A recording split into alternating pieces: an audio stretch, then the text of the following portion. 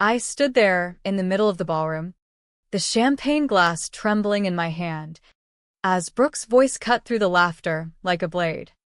"Everyone, look who's finally here, my dear cousin Emily," she announced into the microphone, her tone dripping with that fake warmth that only family could see through. 200 faces swiveled toward me, the fairy lights twinkling overhead like they were mocking my lateness. I'd driven from my little apartment in Bellevue all the way to this exclusive country club outside Seattle, hoping to blend into the crowd at Brooke's engagement celebration. But there was no blending now. Brooke looked radiant in her champagne silk gown, the kind that probably cost more than my yearly teacher salary. At 35, she'd always been the star, Stanford grad, first marriage to a tech exec, now engaged to Ethan Caldwell, the sharp-suited investment advisor who looked like he'd walked off a magazine cover. Ethan stood beside her, hand possessively on her waist, avoiding my gaze entirely. 8 months ago, he'd been mine. 2 years of quiet dates, shared weekends, promises whispered over takeout on my second-hand couch. Then he left, saying our lives were too different. My third-grade classroom and his high-stakes deals didn't mesh. Apparently, Brooke's world did. "Emily teaches third grade," Brooke continued, her smile sharp. "Bless her heart, spending all day with kids. But let's be honest, when you grade papers every Friday night, sophistication for a man like Ethan just slips away, doesn't it?" Laughter rippled through the room, uncomfortable at first, then growing as she pressed on. "I mean, can you picture Ethan on a thrift store sofa watching family movies? He just closed a massive venture deal. He needs someone who gets the real world." My face burned. I gripped the glass tighter, feeling the stem press into my palm. My mother looked away from her table. Aunt Linda, Brooke's mom, smirked slightly. No one stopped her. This wasn't teasing, it was a performance, rehearsed and savored. Brooke's eyes locked on mine, triumphant. She'd invited me knowing I'd come out of family obligation, knowing the gossip had spread for months about how Ethan traded up. I set the glass down quietly, folded my napkin, and walked out without a word. Her voice followed me. There she goes again, early bedtime for the schoolteacher. The valet handed me my reliable 5-year-old Subaru keys. I drove through the rainy Seattle streets, tears blurring the taillights ahead. But the hurt shifted somewhere on the bridge over Lake Washington. This wasn't just betrayal by a man. Brooke had turned my pain into her spotlight moment, disguised as gratitude. I'd spent 11 years teaching kids kindness, fairness, respect. And here, adults played playground games with sharper knives. Home in my quiet apartment, I sat in the dark still in my best dress. The second-hand couch felt familiar. Safe. I told myself to let it go. Be the bigger person. Good people move on. But 3 days later, at 6:30 a.m., while prepping lesson plans over coffee, my phone buzzed. An unfamiliar sender, Victoria Lang. Subject: "We need to talk about Ethan." I almost deleted it. More drama was the last thing I needed. But curiosity won. "Dear Emily, you don't know me, but we share something painful." I saw the engagement announcement. Ethan and I married 4 years ago in Vegas. We never divorced. Documents attached. I'm not here to stir trouble, but to stop another woman from what I endured. Meet me Thursday at 2 p.m. at the Waterfront Cafe on Pike Place if you're willing. Hands shaking, I open the attachments. Marriage certificate from Las Vegas, June 2021. Wedding photos. Ethan grinning in a tux beside a poised brunette in white. Joint accounts, property records, and audio files. I played the first. Ethan's voice. Intimate. "The divorce is dragging because of assets. But you're the one I want a future with." Time-stamped 3 months ago, deep into his time with Brooke. More files followed. Promises to different women. Timelines overlapping my own relationship. One mentioned that teacher phase ending before something better came along. My coffee went cold. Everything clicked, his vagueness about past, insistence on separate finances. Sudden breakup when I'd suggested moving in. By Thursday, I took a rare personal day and arrived early at the cafe. Victoria sat waiting, striking in person, exhaustion hidden under professional poise. "Thank you for coming," she said softly. "How long have you known about me?" I asked. "Recently, when the announcement hit and I saw Brooke's name. He mentioned dating a teacher named Emily before." She spread evidence across the table like courtroom exhibits. After discovering his first affair, she'd hired a private investigator. Ethan didn't just cheat. He built parallel lives. Currently juggling at least 3 women believing they were exclusive. Brooke making 4. Why no divorce? He emptied accounts first. Hid assets. It could take years. He uses the marriage as an excuse. No real commitments possible. More proof. Dating profiles active during my time with him. Receipts for gifts I never saw. Hotel stays in cities he claimed were business. A photo showed him at another engagement party 6 months back with a different woman. "Madison, Brooke thinks she's won," I whispered. "They all do. That's his talent." Victoria leaned in. "I'm not after revenge. But Brooke's planning a wedding. Gifts. Accounts. Family money involved. More women will get hurt. I have proof to expose him. But need someone inside. Trusted. Unsuspected." I thought of Brooke's calculated toast. Her eyes on mine. Of Ethan lying while married. Of future victims. "She'll think I'm jealous." "She doesn't need to believe you. Just be there when truth hits publicly." The evidence was overwhelming. Years of documented lies. Brooke had mocked my loss of a man never truly mine. "What do?" I asked. Victoria's smile was satisfied, not kind. "Apologize for leaving the party early. Offer help with wedding planning. We'll ensure the truth surfaces undeniably at the right moment." We met again Tuesday at the same cafe. Corner booth for privacy. "Tell me about your marriage," I said, stirring coffee. Victoria traced her cup's rim. They'd met at a medical conference in Vegas. She, a cardiologist presenting on pediatric cases, he, claiming healthcare investments. Spontaneous wedding that weekend. Romantic, she thought.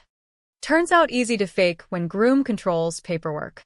She'd believed him for 2 years about the invalid license lie. Focused on career. She let him manage finances. Mistake. He drained savings. Inheritance. Condo equity. Over $300,000 funneled through shell companies. Parallels to my life chilled me. Ethan had pushed joint accounts. Sulked when I kept my teacher's pension separate. "You want to stop Brooke's wedding?" I asked. "I want to stop him destroying more lives. Your cousin's collateral. From what you've said." Victoria was right. Brooke showed no mercy at the party. Yet something nagged. "There's more," she continued. Recordings mentioned another woman.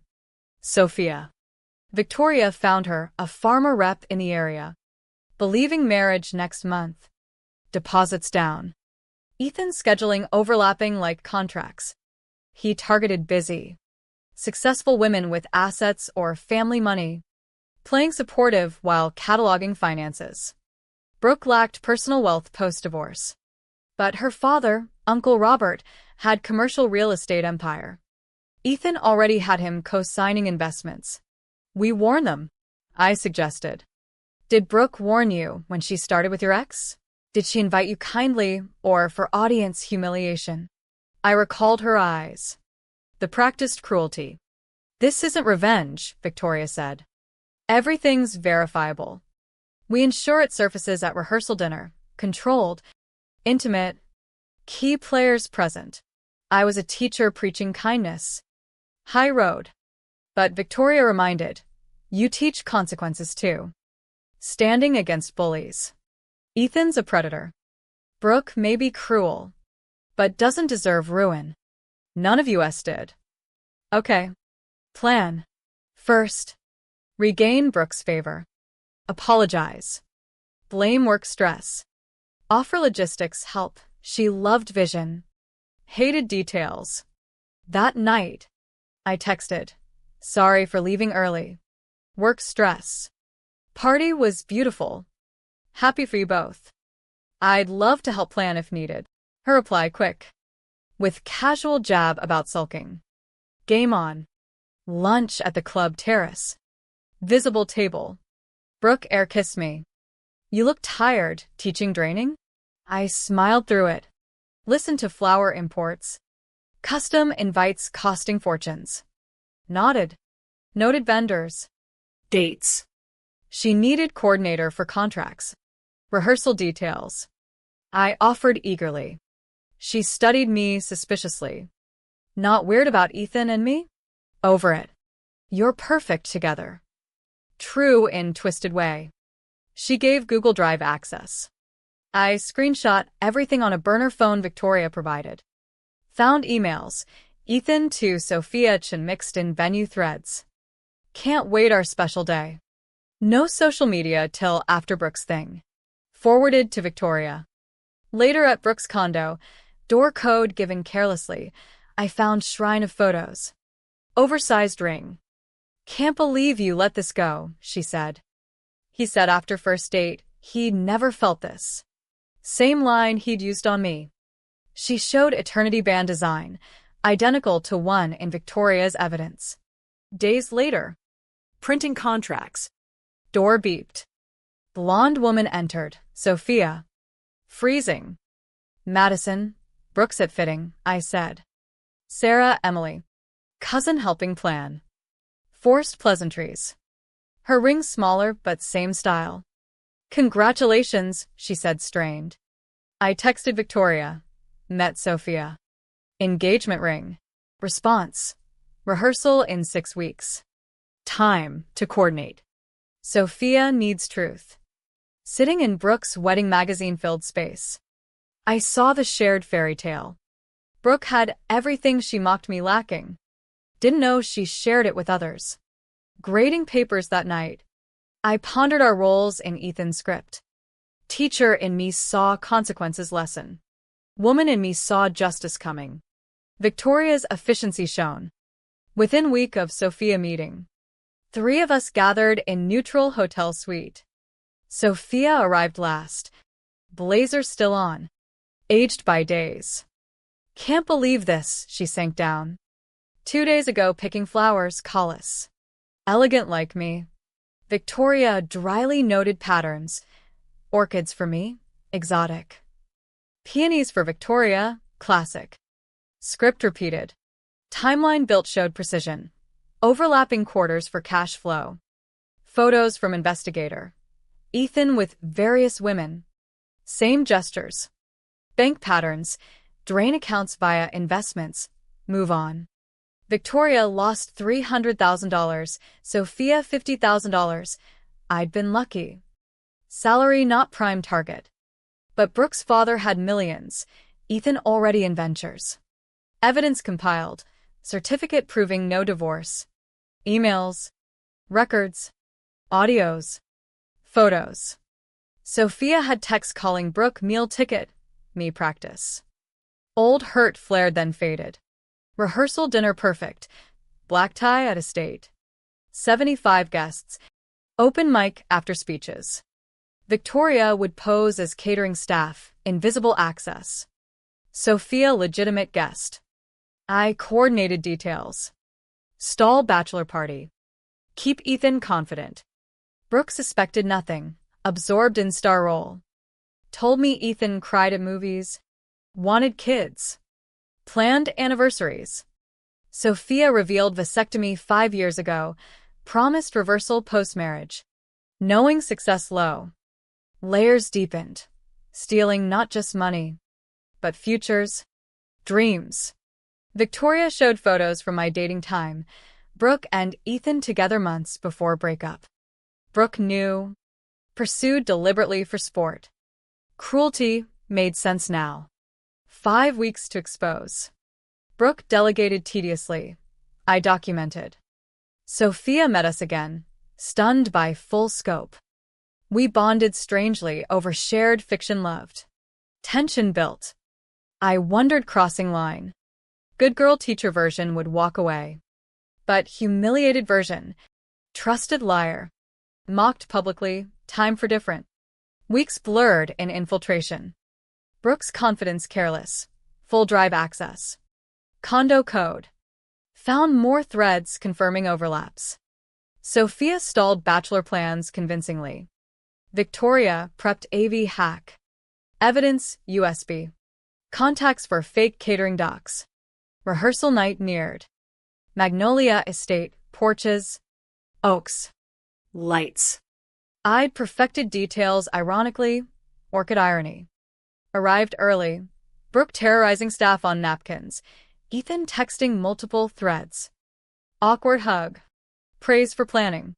Guests arrived. Sophia nodded subtly. Victoria blended in uniform. Cocktails flowed. Brooke held court. Flashing ring. Ethan networked. Dinner 7 courses slow. Anticipation for speeches thick. Brooke thanked me publicly for rising above awkwardness.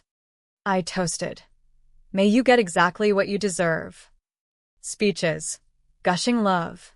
Father welcoming business partner. Best man stories. Open mic. Drunk anecdotes.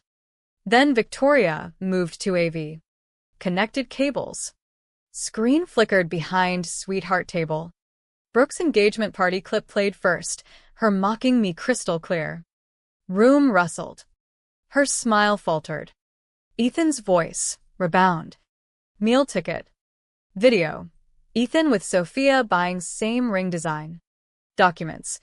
Victoria's undivorced marriage. Chaos erupted. Victoria stepped forward. Composed. He lied to all of us. Sophia stood.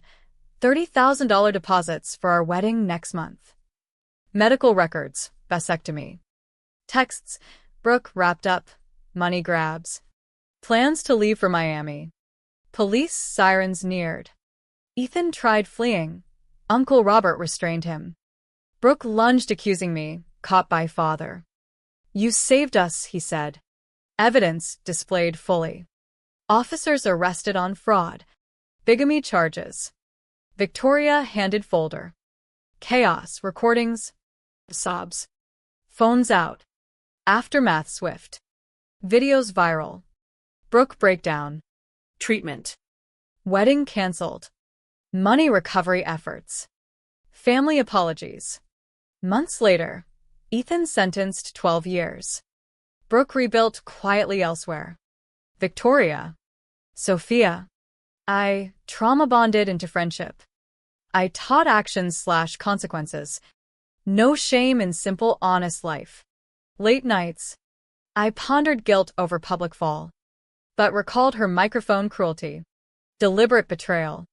Some victories cost too high. Truth exposed. I stood free. She didn't. Enough. What price do we pay for illusions we chase? The question lingers.